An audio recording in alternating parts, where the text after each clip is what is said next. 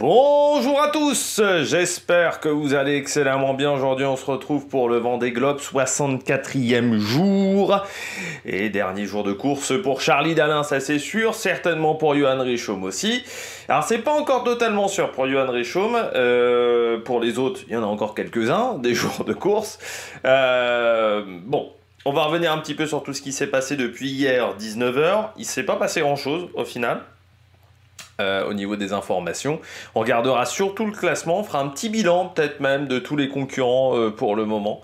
Et puis on parlera météo comme d'habitude. N'hésitez pas à vous abonner à la chaîne, à réagir dans les commentaires, à mettre un pouce bleu, à partager la vidéo sur les réseaux sociaux, notamment auprès de vos proches, si vous pensez que ça peut les intéresser.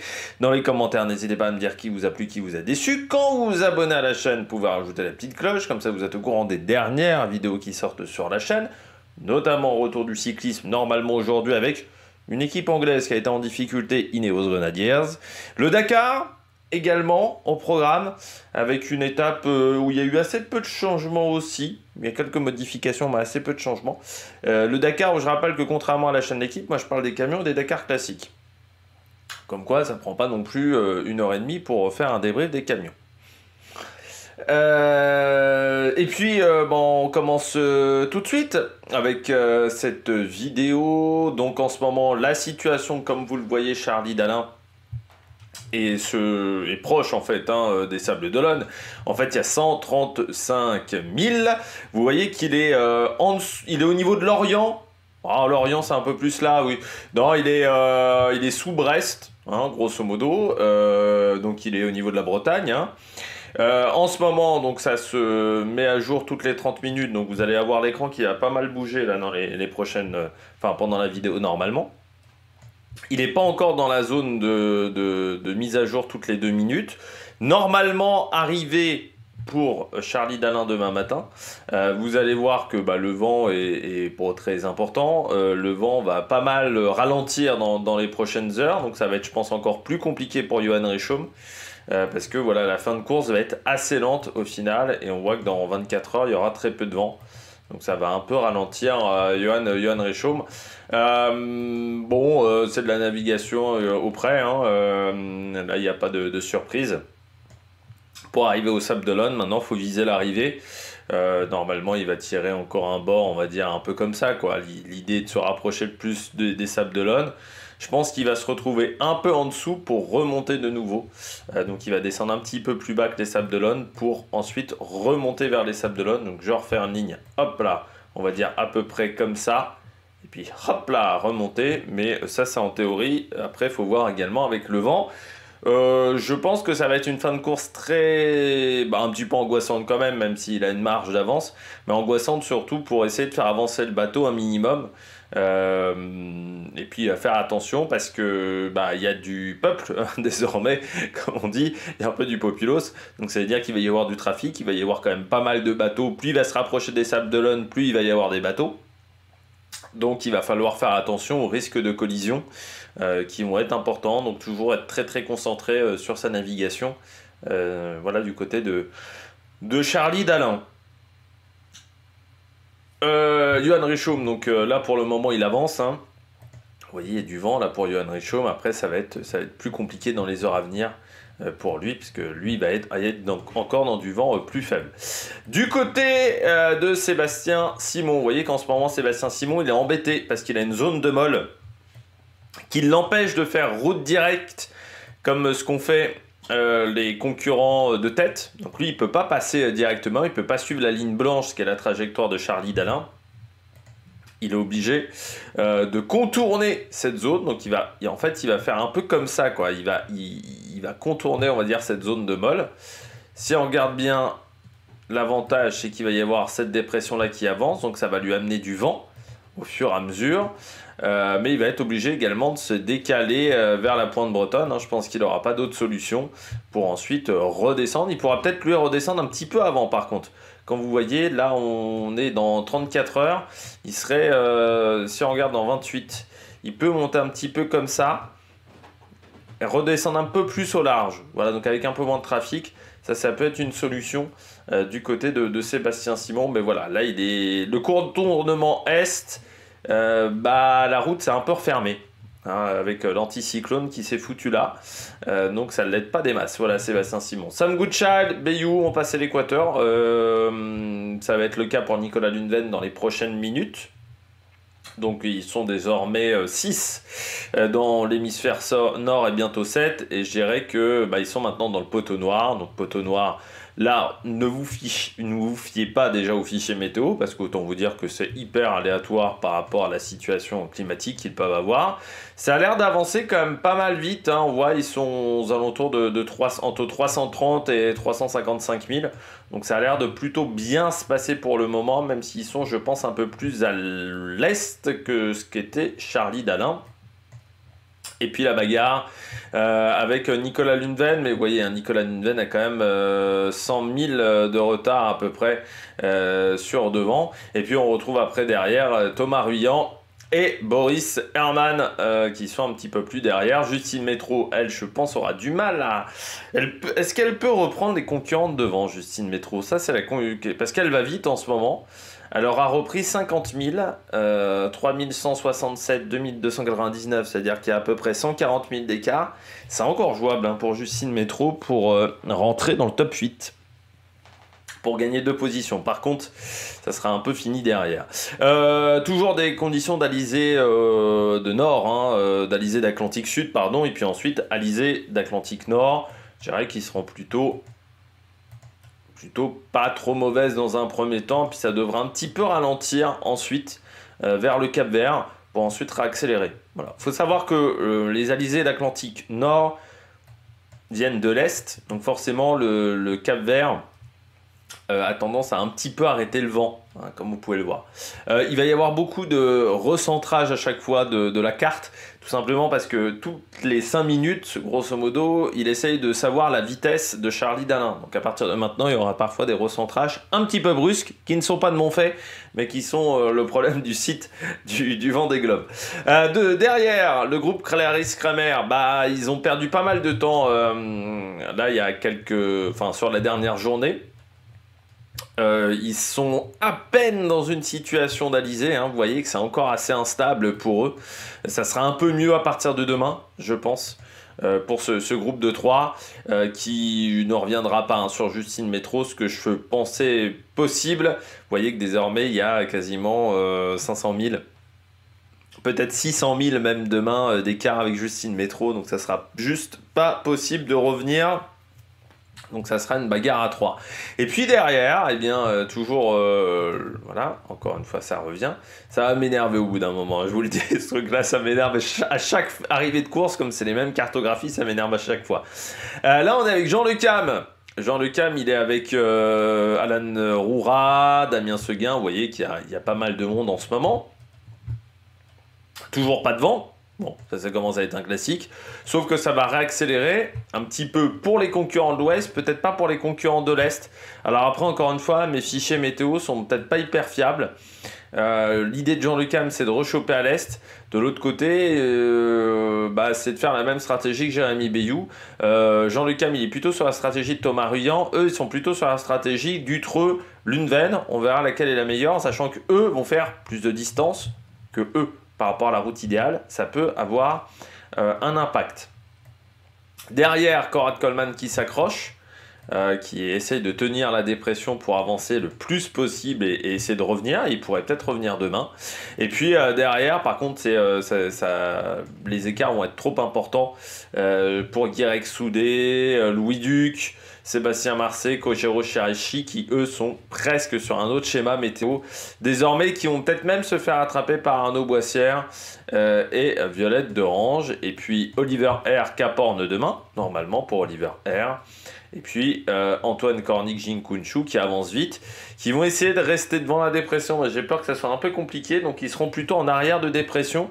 Et par contre pour Oliver R, il va passer sur un Caporne musclé, qui sera peut-être un peu plus simple pour Cornic et Jin Kunshu, mais il peut pas trop ralentir parce que sinon il perd des positions. Voilà, donc c'est un peu son problème.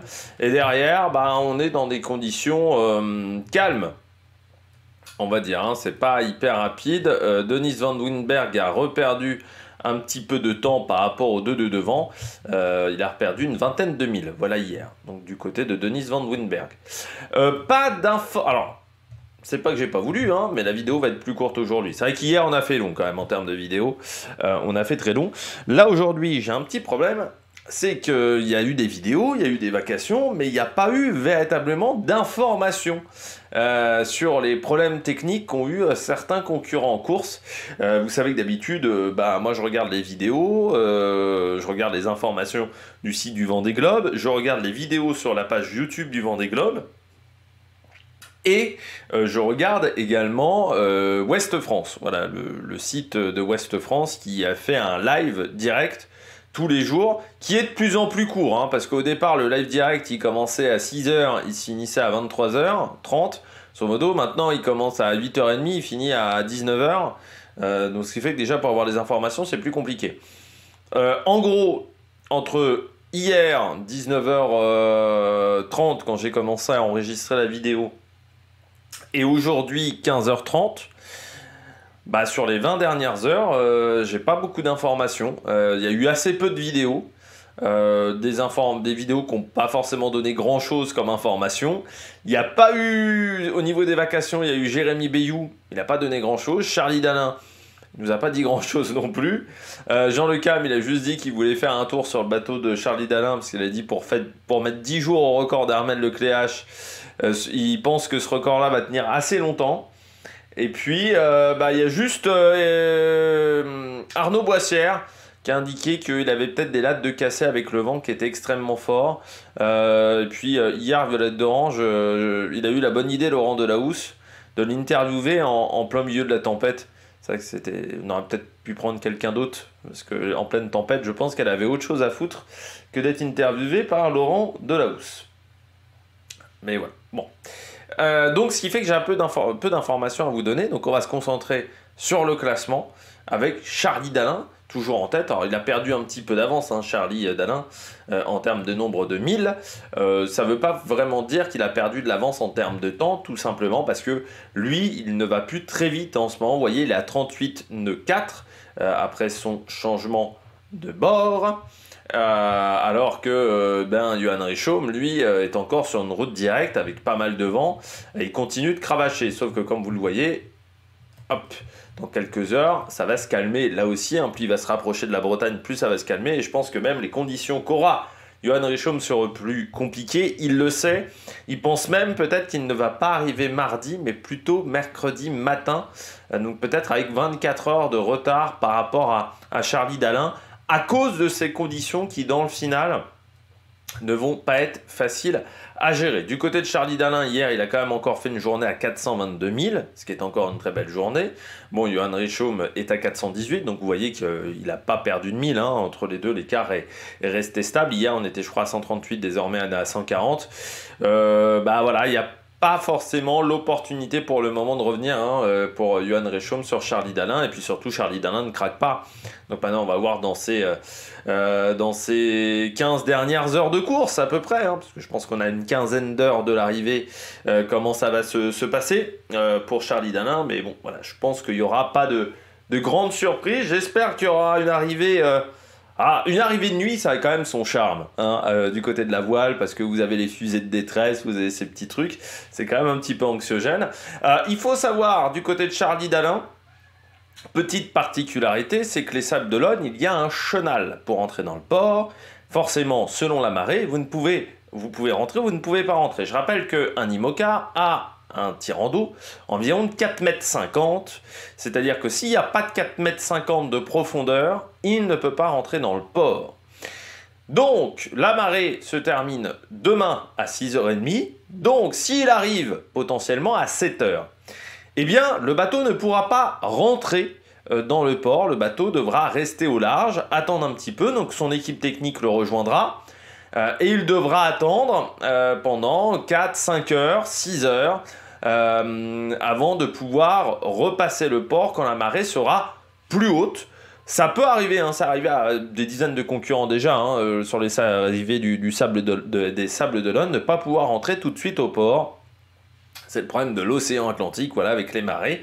Donc il va falloir se débrouiller pendant ce temps-là, attendre. Alors je ne sais pas si Charlie Dalin voudra même et pourra rejoindre le ponton d'arrivée par une petite embarcation. Ou est-ce qu'il décidera de rester sur son bateau et d'accueillir ses proches, déjà dans un premier temps, ce qui peut permettre de garder, on va dire, un petit cocon du côté de Charlie Dalin. Charlie Dalin qui gagne, ça va quand même poser une interrogation maintenant. Quelle va être la suite de Charlie Dalin? Qu'est-ce qu'il va faire ensuite, Charlie Dalin? Est-ce qu'il va continuer en IMOCA avec Massif? Est-ce qu'il va partir sur un projet ultime? Ça, c'est une question qu'on peut se poser, parce qu'une fois que vous avez gagné le Vendée Globe, alors, dans le cas d'Yannick Bestaven, il avait gagné le Vendée Globe. Premièrement, il n'avait pas le bateau le plus rapide. Deuxièmement, il avait quasi plus de 10 ans de plus que Charlie Dalin. Charlie Dalin, il a 40 balais, je crois. Je ne sais plus s'il a 40. On peut regarder ça tout de suite en direct. On va faire la recherche.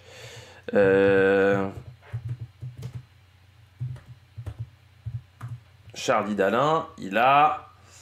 Ouais, il vient d'avoir... Voilà, il a 40 ans. Donc Charlie Dalin, il a à peu près au même âge qu'avait Armel Lecléache quand il s'est imposé en 2016-2017. Il est un peu plus vieux que François Gabard, mais forcément, il y a une réflexion qui va se poser, qui va se positionner du côté de Charlie Dalin. Quelle va être la suite? Est-ce qu'il repart sur un deuxième Vendée Globe, donc sur de nouveau un nouveau projet IMOCA? Après,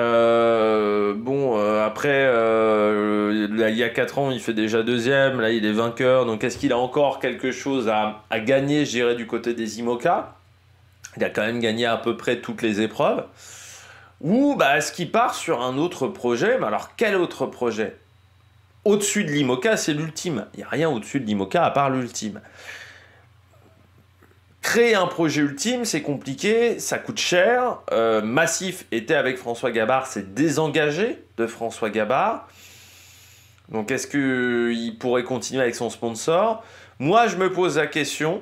est-ce qu'il va pas tenter le Jules Verne l'année prochaine avec SVR Lazartigue? Parce que je vous le dis très clairement, SVR Lazartigue est pas reparti, on est le 13 janvier. Allez, si dans une quinzaine de jours ça repart pas, il n'y aura pas de nouvelle tentative sur le Jules Verne. On sait très bien que Gabard ne repartira pas l'année prochaine sur une tentative de Jules Verne, il l'a dit. C'est, on va dire, presque son dernier grand projet de course au large du côté de François Gabard, parce que il a de plus en plus de mal à gérer l'éloignement, à gérer la solitude. Est-ce que le remplaçant de François Gabard, ça serait pas Charlie Dalin sur ce bateau-là, avec Tom Laperche? C'est-à-dire que, et sur la tentative de Jules Verne de l'an prochain, j'ai essayé de se projeter, est-ce que ça serait pas Charlie Dalin? Pourquoi je vous dis ça? Parce que Charlie Dalin et le bateau Massif étaient gérés par Merconcept. Merconcept, c'est l'entreprise de François Gabard, qui est toujours un peu suivi, notamment par Michel Desjoyeux aussi. Est-ce que ça serait pas la suite d'avoir un Charlie Dalin, ou est-ce que Charlie Dalin va repartir en IMOCA, ou est-ce qu'il décidera de faire autre chose? Je sais pas. Quel pourrait être un nouveau projet, ou de se consacrer sur la construction de bateaux, ou de partir sur un projet ultime, sur un nouveau bateau ultime, soutenu, je sais pas, par Massif ou par un autre sponsor. Mais quelle va être la suite pour Charlie Dalin? Ça, c'est la grande question. C'est aussi l'interrogation qu'on peut avoir du côté de Johan Richomme, avec Paprec Arkea, qui a montré de très très belles choses, Johan Richomme. Est-ce qu'il repartira sur un Vendée Globe pour le gagner dans 4 ans? Ça peut être comme ce qu'a fait Charlie Dalin. Ou est-ce qu'il décidera pas aussi de faire de l'ultime, parce que Paprec Arkea, avec Jean-Pierre Dick, il y a eu des projets, notamment mode 70. Donc est-ce que Paprec Arkea aura pas l'idée de repartir sur un projet ultime aussi? C'est des questions qu'on peut se poser du côté de Johan Richomme. Ou est-ce qu'il repartira sur un bateau neuf déjà? Est-ce qu'il continuera avec son bateau? Mais quel sera le projet ensuite?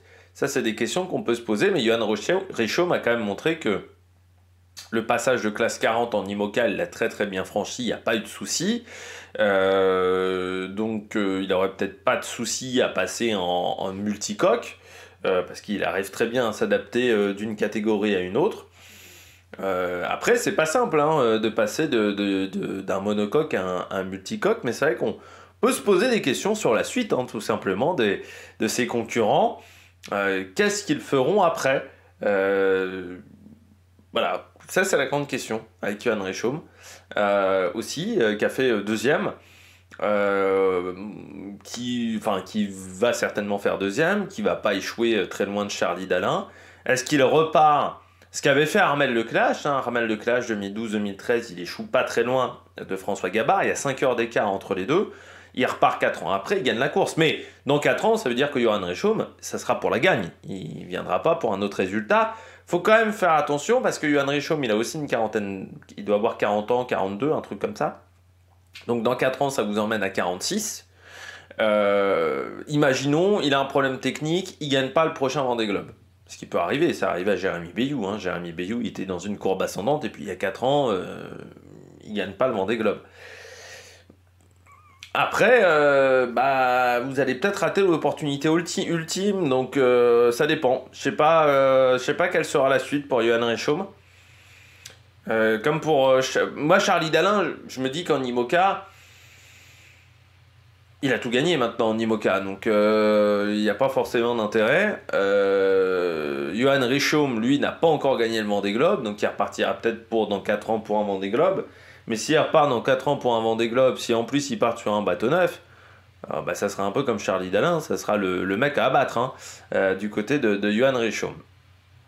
Derrière Sébastien Simon, avec Groupe Dubreuil. Il a été impressionnant Simon quand même avec son foil en moins. Il a été impressionnant. Moi je pense qu'il va encore continuer en IMOCA, Sébastien Simon. Je pense qu'il a encore des choses à montrer, à démontrer en IMOCA.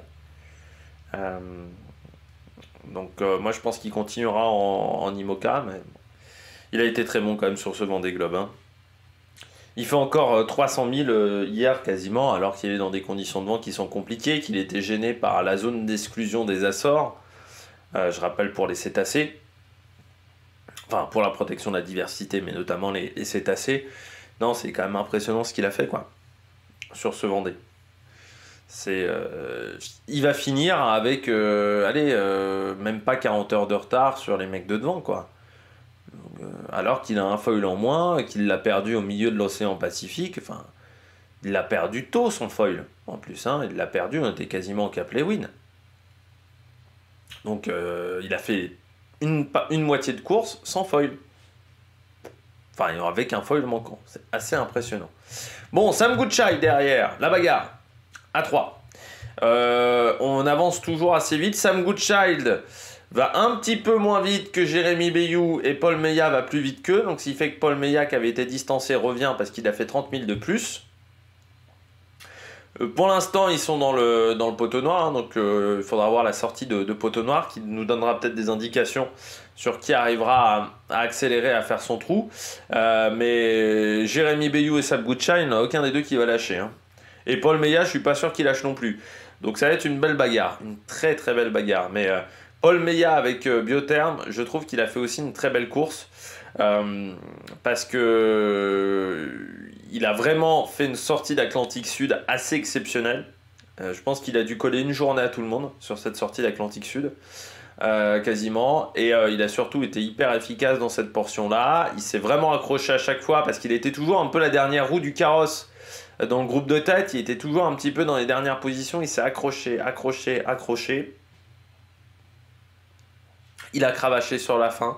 Donc non, bravo du côté de Paul Meillat. Et puis Sam Goodchild, là aussi, pour un concurrent qui avait certes beaucoup d'expérience sur de multiples plateformes, mais qui n'avait jamais été dans les mers du Sud. Lui aussi il s'en est très très bien sorti et puis surtout pour le moment je rappelle c'est le seul bateau avec Justine Métro qui est 10e de la génération précédente, c'est-à-dire de la génération 2020 et on a vu qu'il y avait quand même un gros écart de performance entre la génération 2024 et la génération 2020 et je trouve que même dans les moments difficiles quand il perdait un petit peu de temps, quand les bateaux neufs allaient beaucoup plus vite, il a toujours réussi à garder la motivation, le sourire. Donc non, chapeau. Et puis pour l'équipe de Thomas Ruyant, ça fait quand même du bien d'avoir deux bateaux pour le moment dans le top 10. Mais lui aussi il doit être content parce que se dire j'ai battu le patron quand même. J'ai réussi à battre le leader de la formation. Donc non, c'est bien. Paul Meillat et puis donc derrière Thomas Ruyant. Nicolas Lindven déjà avant 7ème. Lui il a fait quand même une super course. Nicolas Lindvén. Je rappelle qu'il a toujours, et le record ne sera pas battu dans les prochaines heures, et je pense qu'il ne sera pas battu, le record de vitesse en solitaire en 24 heures sur un IMOCA. C'est Nicolas Lindvén avec Holcim PRB. Il y a eu une erreur stratégique, qui lui coûte cher quand même dans l'affaire, c'est être parti vers l'Est. Ça s'est ouvert pour Paul Mélias, ça s'est pas ouvert pour lui. Bon voilà, une erreur stratégique qui coûte cher. Malgré tout, avant le début de ce Vendée Globe, je mettais pas forcément ma main coupée sur un top 10 de Nicolas Lindvén. Pour tout vous dire, il y avait un côté où je me disais, oui, il a un bateau performant, il a une équipe efficace, avec PRB, enfin avec Holcim PRB, il a un bateau où on sait que Kevin Escoffier savait concevoir des bateaux. Je rappelle que le bateau d'Armel Lecléache, c'est un bateau conçu par Kevin Escoffier, donc on sait qu'il est capable de créer des bateaux rapides, parce que de base c'est un ingénieur, Kevin Escoffier. Je rappelle que le bateau était fait pour lui, vu que normalement c'est lui qui devait le skipper. Il y a eu ensuite une affaire qui est toujours en cours. Je crois du côté de Kevin Escoffier, il a été suspendu par la Fédération française de voile, mais je crois que l'affaire judiciaire est toujours en cours, d'inconduite sexuelle.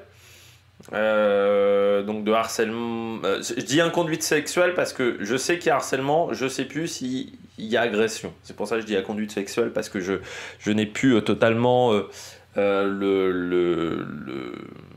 voilà, tout le déroulé de cette affaire. Mais je sais qu'il y avait harcèlement, je ne sais plus s'il y avait agression. Voilà, qui a été retenu par le tribunal, donc inconduite sexuelle. Comme ça, on n'a pas de problème de ce côté-là. Donc, ce qui fait que Nicolas Lindvén récupère le bateau, mais il l'a récupéré il y a 2 ans. Il l'a récupéré quasiment comme Clarisse Kremer. Donc, il n'a pas eu beaucoup de temps, en fait, pour se faire au bateau. Il n'avait pas fait la route du Rhum, je crois, ou il n'avait pas fait retour à la base. Il y a une des 2 courses qu'il n'a pas fait l'année dernière. Je crois qu'il a fait que retour à la base, qu'il n'avait pas fait la route du Rhum. Et il arrive quand même à être efficace. Donc bravo pour une première en IMOCA. Je trouve qu'il a été, sur un Vendée Globe, je trouve qu'il a été extrêmement solide et efficace. Donc moi j'ai envie de le revoir. Thomas Ruyant. Je trouve que le bateau a été décevant. Alors c'est terrible de dire ça d'un mec qui a été pendant très longtemps 4e de la course, mais c'est vrai que Thomas Ruyant en réalité n'a jamais véritablement été en mesure d'aller chercher les leaders depuis le passage de l'Équateur. À l'Équateur, je rappelle, il est quasiment en tête de la course avec Sam Goodchild. Que Sam Goodchild n'ait pas réussi à tenir la cadence, encore une fois c'est un bateau de génération précédente, que normalement Thomas Ruyant c'est une évolution du bateau de Sam Goodchild. Je trouve que l'écart de performance entre les 2 bateaux n'était pas si énorme que ça. Il a eu quand même des soucis techniques importants, parfois dus à des erreurs de sa part. Je pense notamment à son blackout. Je m'attendais à mieux, voilà, du côté de Thomas Ruyant. Avec Boris Herrmann, c'est vrai qu'on peut dire que ce sont peut-être les 2 déceptions du top 10. Plus même qu'un Jérémy Bayou, parce qu'au final, Jérémy Bayou qui fait 5e, alors certes avec des problèmes techniques sur son bateau, mais pour le moment il est 5e. Mais il faut quand même regarder aussi en arrière. Sur les 4 dernières années, son bateau a eu des problèmes techniques régulièrement. C'est-à-dire réussir à finir un Vendée Globe dans le top 5 en ayant un bateau pas fiable, c'est quand même intéressant. Je rappelle quand même qu'il a beaucoup eu de gros pépins sur les dernières années, Jérémy Bayou, avec son bateau. Et au final, même s'il a été un peu moins rapide que Nicolas Lundven, que Sam Goodchild, il arrive quand même à être toujours 5e de la course et possiblement en bagarre pour la 4e place.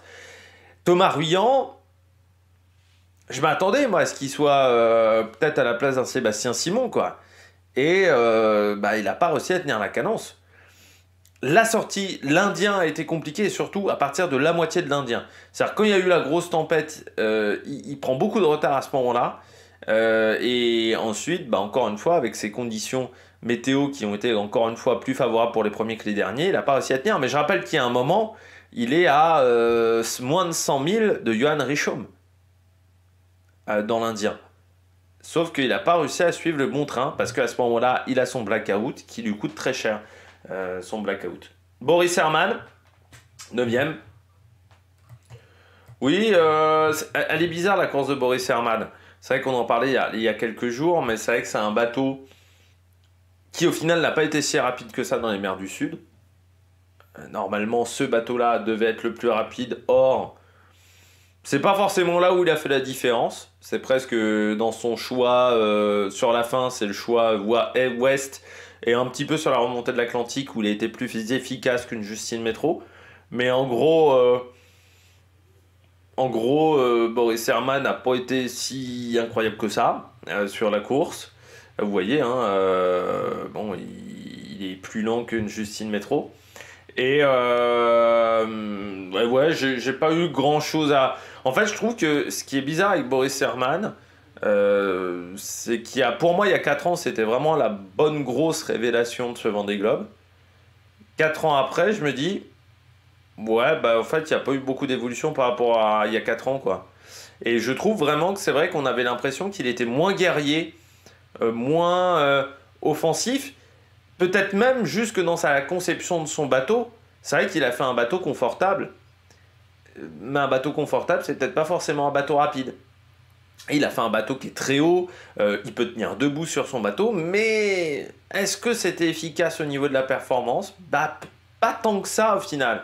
Il a beaucoup souffert dans la phase de transition avant le poteau noir. Là, il prend beaucoup de retard à ce moment-là. Alors ensuite, il ramasse un peu les morts, mais il n'a jamais eu les cadences des bateaux les plus rapides. Il a toujours été plus lent. Or, normalement, ce bateau avait été conçu pour les mers du Sud.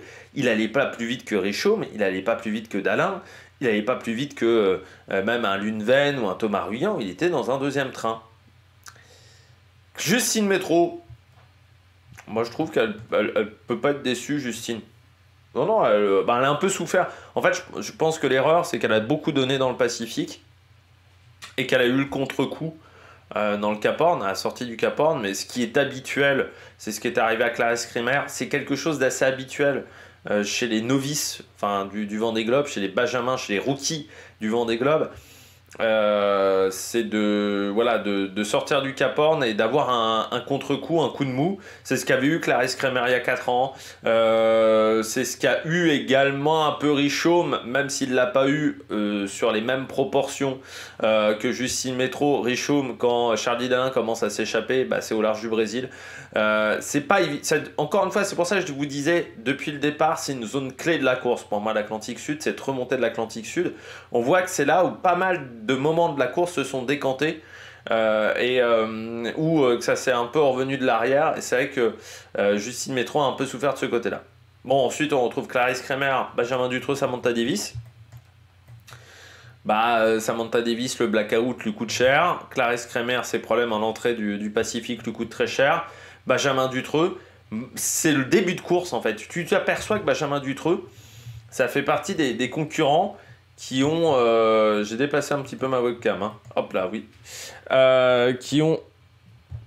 Hop là, je la remets comme ça. Benjamin Dutreux, ça fait partie des concurrents qui ont perdu du temps d'entrée, un peu comme Isabelle Yoshke, comme Samantha Davis aussi. Et tu t'aperçois que sur ce Vendée Globe, ça a été très très dur de refaire son retard. Samantha Davis l'a un peu refait. Ça a été le cas également pour Johan Richomme. Mais en fait, c'est les deux seuls quasiment qui à un moment ont réussi à refaire leur retard. Un petit peu Boris Herrmann aussi. Tous les autres n'ont quasiment pas réussi. Et Benjamin Dutreux, la mise en route peut-être un peu lente, ça lui coûte très cher au final. Et puis on continue sur les autres dans le classement. Oui, j'étais pas sur Benjamin Dutreux en passant. Voilà, sur ce petit groupe-là. Donc 335 000, il va un petit peu plus vite que Samantha Davis et Clarisse Kremer. Même 115 000 de plus que Clarisse Kremer. Donc là, en ce moment, ça navigue pas mal. Et puis derrière, c'est la bagarre avec un Attanasio qui a réussi quand même à s'échapper. Pourtant dans du vent qui semble pas hyper fort, mais il a réussi à s'échapper, Attanasio. Donc bravo à lui, parce qu'il est en train de faire un petit écart sur ses petits camarades. Il a pris 100 000 d'avance, voilà, sur Jean Le Cam qui est juste derrière lui. Donc on voit que c'est vraiment dans la nuit où la différence s'est faite, où il a réussi à s'échapper. C'est plus compliqué en ce moment pour Alan Roura, pour Damien Seguin, pour Jean Le Cam, mais vous voyez quand même que Roura a des vitesses qui ne correspondent pas à ce qui est affiché à l'écran au niveau du vent. Donc encore une fois, ils sont dans une zone où les fichiers météo sont pas top. Vous avez Tanguy Le Turquet qui est toujours là, qui avance vite avec Benjamin Ferré, hein, quasiment 400 000 de parcourus sur la journée. Et puis Conrad Coleman qui lui aussi s'accroche avec 350 000 de parcourus. Derrière, on retrouve Guirec Soudé, voilà, mais un peu distancé désormais avec Sébastien Marseille et Louis Duc. Hein, ils n'arrivent pas à tenir la cadence pour le moment. Et puis Arnaud Boissière et Violette d'Orange qui ont quitté le vent fort et qui vont pouvoir enfin réparer une latte, possiblement pour Arnaud Boissière, et puis ce problème d'attache de hook pour Violette d'Orange. Oliver Air dans le top 30, bah pour moi il fait une belle course, Oliver Air. Parce qu'encore une fois je ne m'attendais pas à ce qu'il soit à ce niveau-là, le Suisse. Et puis on retrouve ensuite Antoine Cornic, Jing Kunshu qui se suit, mais avec un Jing Kunshu qui va beaucoup plus vite en ce moment hein, qu'Antoine Cornic. Il n'y a plus que 23 000 d'écart entre les deux, donc il pourrait y avoir un changement dans le classement. Jing Kunshu qui fait aussi une course surprenante je trouve, parce qu'il était parti vraiment loin. Il était très loin au passage du Cap de Bonne-Espérance. Il a vraiment fait des très bonnes mers du Sud, hein, comme Guirec Soudé notamment. Et puis Manuel Cousin, Amédéo, toujours côte à côte et quasiment sur les mêmes vitesses, 3000 d'écart. Et puis derrière, Denise Van Winberg, qui est aujourd'hui un petit peu perdu voilà, sur les deux. Mais vous voyez, il y a 200 000 d'écart, moins de 200 000 d'écart sans... Enfin voilà, 200 000 d'écart environ entre les deux bateaux et le Belge. On regarde hop, les statistiques. Alors, vous voyez, c'est toujours compliqué pour avancer du côté de Charlie Dalin, du côté des statistiques. Eh bien, le bateau le plus rapide. Hop là, je vais réussir à me retrouver. Le bateau le plus rapide, eh bien, c'est Charlie Dalin, 422 000, devant Johan Richomme. Et qui est donc deuxième. Justine Métro, troisième, devant Nicolas Lunven. Tanguy Le Turquet, cinquième, juste devant Benjamin Ferré, les deux bateaux à dérive droite les plus rapides. On retrouve ensuite Paul Meillat, Boris Herrmann, Conrad Coleman et Thomas Ruyant, dixième. Et puis Denise Van Winberg a désormais 9000 milles de retard sur Charlie Dalin, 9074 même. Ça fait 16 806 km et Charlie Dalin a quasiment 5000 km d'avance sur Armel Lecléache, le précédent détenteur du record. Les estimations d'heures d'arrivée. Donc on rappelle, on fait une petite évolution du timing. Donc Charlie Dalin entre 3h et 7h. Johan Richomme demain entre 16h et 21h, voire peut-être mercredi. Donc encore une fois, moi j'attendrai jusqu'à 15h. Si je vois qu'il est assez loin de l'arrivée à 15h, on fera la vidéo sur le point de 15h. Sébastien Simon entre le 16 en fin d'après-midi et le 17 janvier vers 12h. Et puis ensuite Thomas Ruyant à Nicolas Lunven entre le 23 et le 25 janvier. Entre le 25 et le 27 pour Benjamin Dutroux à Samantha Davis. Jean Le Cam à Alan Roura entre le 31 et le 2 février. Entre Isabelle Yoshke et Tanguy Le Turquet entre le 4 et le 7 février. Et pour Conrad Coleman et le groupe Violette d'Orange entre le 8 et le 14. Oliver R à partir du 15 février. Denise Van Winberg vers le 2 mars, en sachant que la ligne d'arrivée ferme le 7 mars, je crois, à 8h. Donc vous avez jusqu'au 7 mars à 8h pour être classé dans le classement de la course. Donc c'est très important du côté de Denise Van Winberg. Il a à peu près 5-6 jours de marge, ce qui fait pas tant que ça, donc il va pas falloir trop diminuer le rythme pour le concurrent belge. Bon, eh bien nous on se retrouve demain. On connaîtra à ce moment-là le vainqueur de la course. On connaîtra peut-être même son dauphin. D'ici là, n'hésitez pas à vous abonner à la chaîne, à réagir dans les commentaires, à mettre un pouce bleu. Et puis donc tout à l'heure, le Dakar. Et puis j'espère ce soir Ineos si j'ai le temps. Allez, ciao ciao sur la Amérique Production.